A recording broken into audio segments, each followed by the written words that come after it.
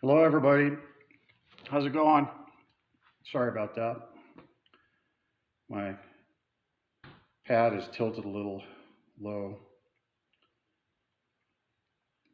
Um, Today's message is from Matthew 24.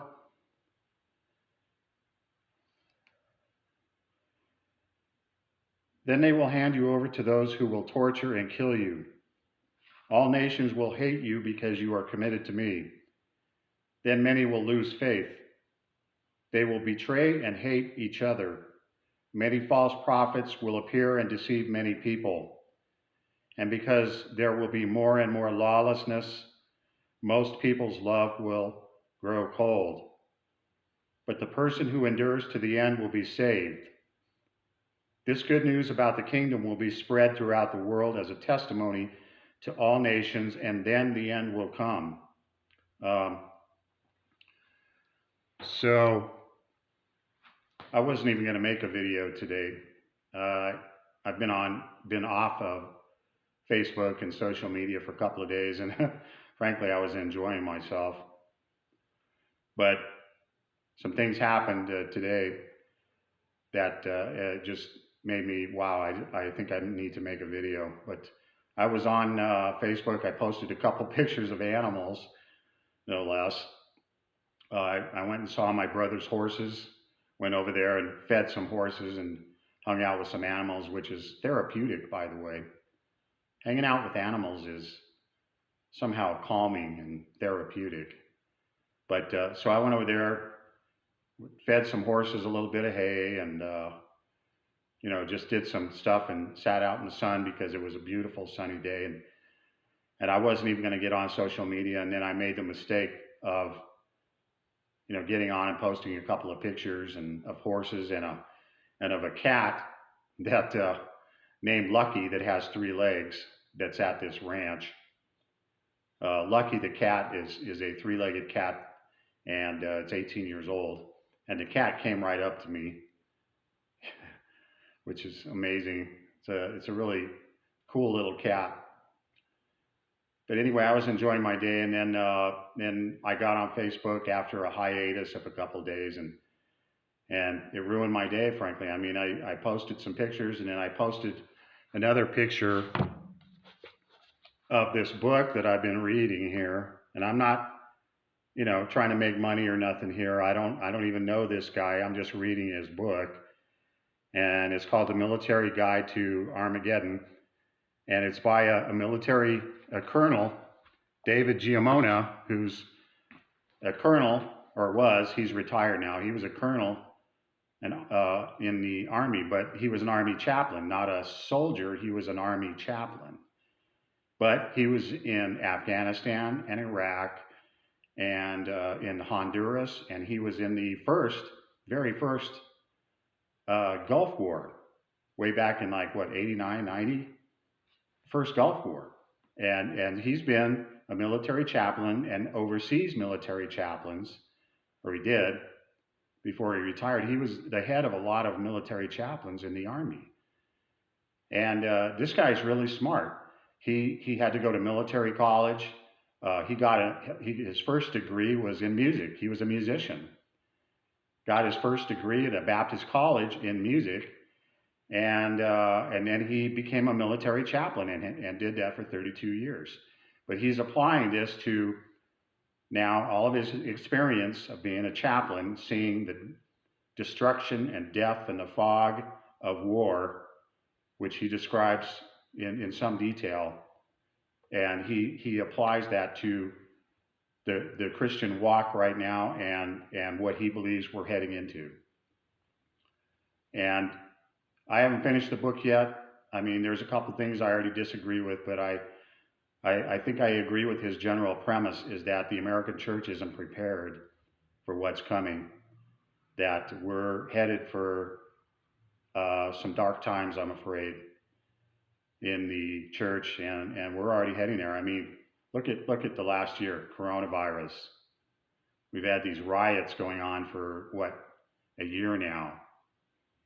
This COVID that doesn't seem to go away, and I know COVID is real.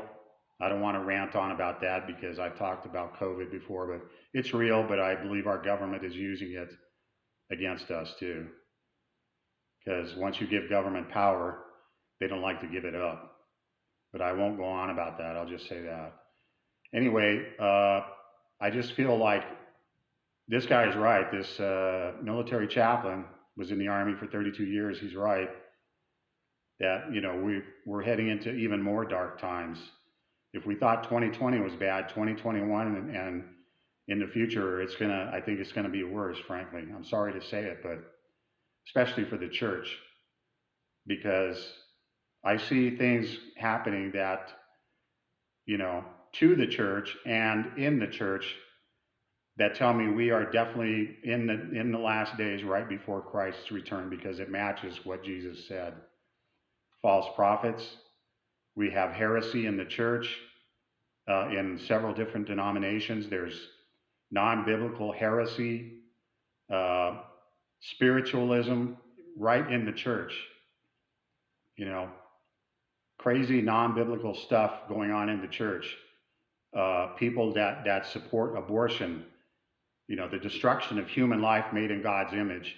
And these people call themselves pastors of Christian denominations, and they're blessing and glorifying the destruction of human life that God says are made in his image.